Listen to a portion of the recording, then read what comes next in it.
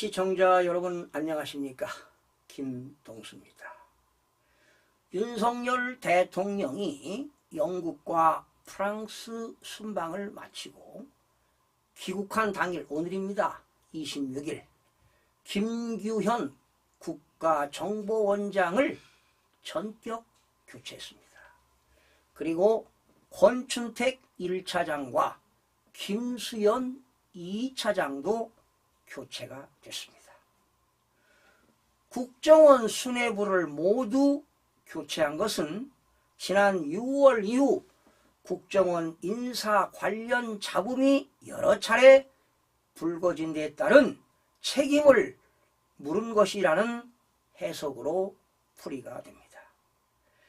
신임 1차장에는 홍장원 전 영국 공사, 2차장에는 황원진 전 북한 정보국장을 임명했습니다.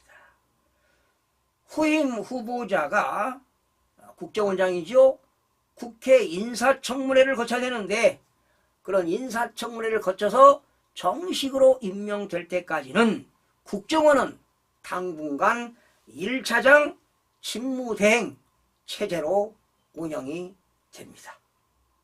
대통령실은요, 김규현 원장은 정권 교체기에 국가 최고안보 정보기관으로서의 국정원의 위상을 재정립하고 우방국 정보기관과 협력체계를 구축하기 위해 노력했다고 평가했습니다.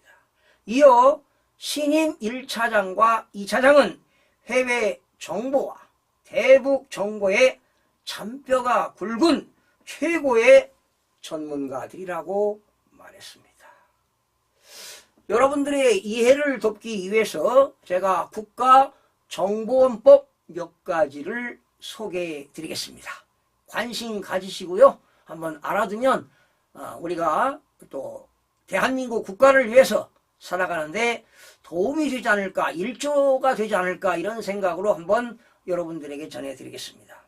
이 국가정보원법은요, 국가정보원의 조직, 그리고 직무 범위와 국가안전보장 업무에, 국가안전보장입니다. 국가가 안전하게 보장되어야 될 거 아니겠습니까?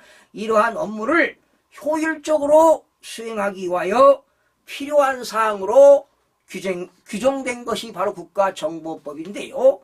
이 국가정보원은요, 대통령 소속으로 두고 있습니다.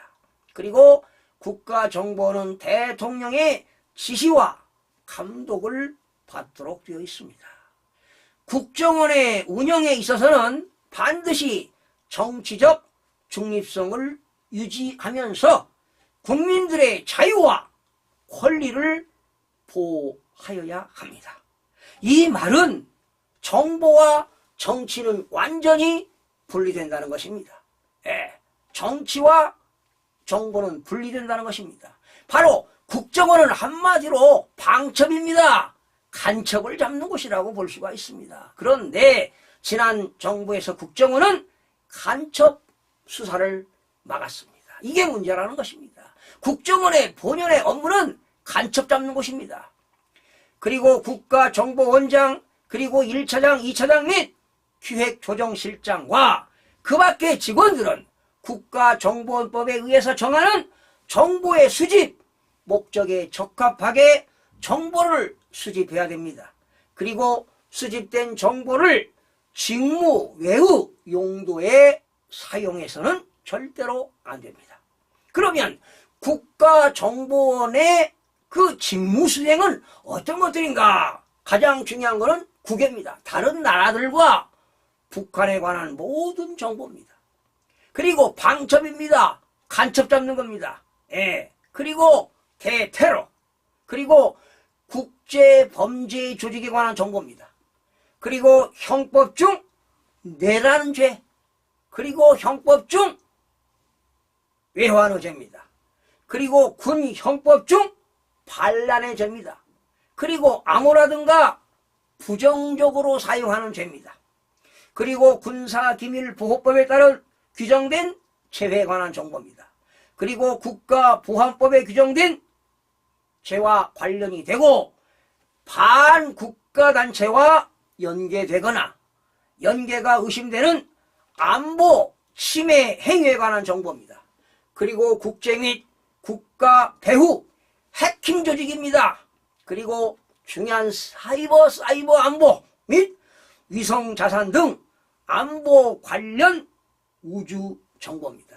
여러분, 북한이요, 심지어 사이버 해킹 해가지고, 사이버 안보 해킹 해가지고, 외국의 은행까지 털어가지고 말이죠. 그 자금을 확보해가지고, 핵 무기 만드는 거 아니겠습니까, 여러분? 예. 핵폭탄 만드는 거 아니에요. 예.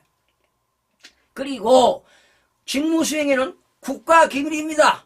그리고, 국가 안보와 국익에 반하는 북한, 외국 및 외국인, 외국 단체, 초국가 행위자 또는 이와 연관된 내국인의 활동을 확인하고 견제하고 차단하고 바로 국민의 안전을 보호하기 위하여 취하는 대응 조치입니다. 그리고 가장 중요한 건 또 뭐냐? 우리나라 행정기관이 얼마나 많습니까? 예. 입법, 사법, 행정부가 있는데 그러한 중앙행정기관들의 사이버 공격을 통해서 위협에 관한 예방 및 그리고 대응도 국정원에서 할 일입니다. 국정원에서. 여러분 아시다시피 지난 5월 선거관리위원회가 북해킹 대응 및 정보통신 기반 시설 관리에 관한 부실 우려가 제기된 이후에 선거관리위원회와 국정원과 한국인터넷진흥원이지요. 합동 보안 점검을 구성해서 지난 7월 17일부터 9월 22일까지 보안 점검을 실시했습니다. 이때 보안 점검은 시스템의 취약점입니다.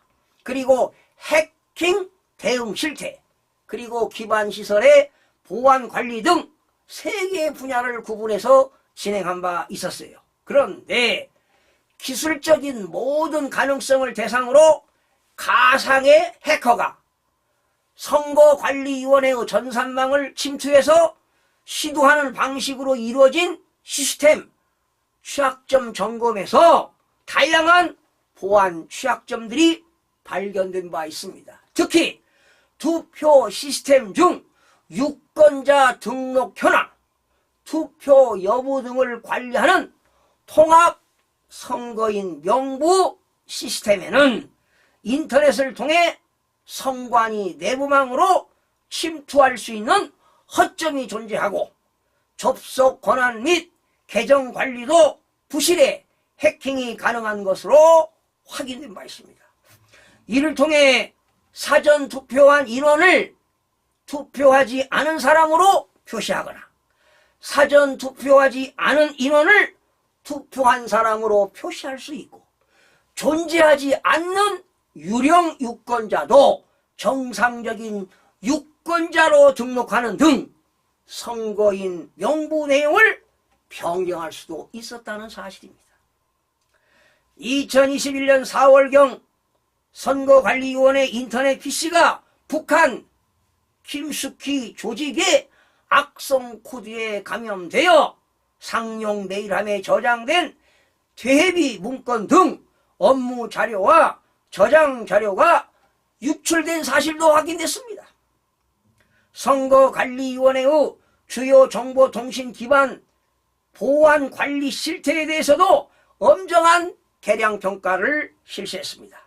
선거관리위원회는 2022년도 주요 정보통신 기반 시설 보호대책 이행 여부 점검 자체 평가 점수를 100점 만점으로 국정원에 통보했습니다.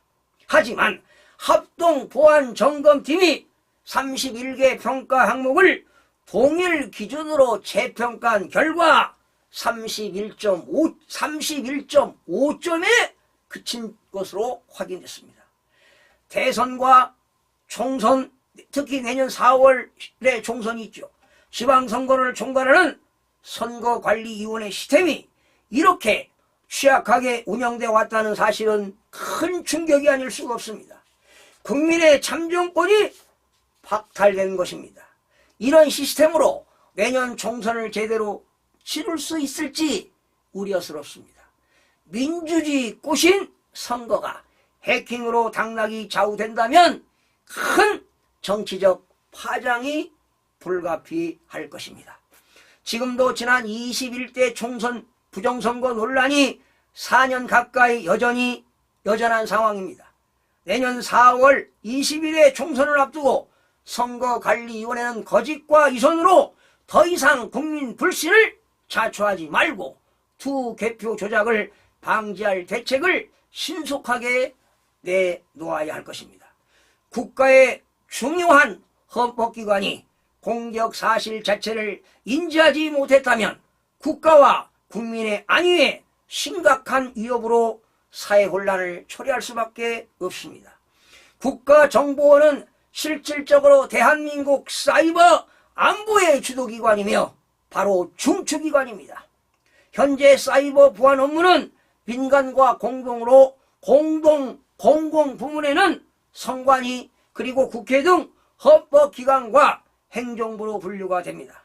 만약에 동시다발적인 사이버 공격이 발생할 경우 지금과 같은 대응 체계로는 종합적이고 체계적인 대응이 불가능할 가능성이 매우 높아 보입니다.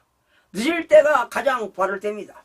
국회는 국가정보원이 대한민국의 사이버 안보 관련 업무를 통합하는 국가 총괄기관으로 기능을 다할 수 있도록 이제라도 관련 입법을 조속히 추진할 것을 촉구하는 바입니다. 한마디로 지금 우리 사회는 총성 없는 내전 상태에 빠져 있습니다.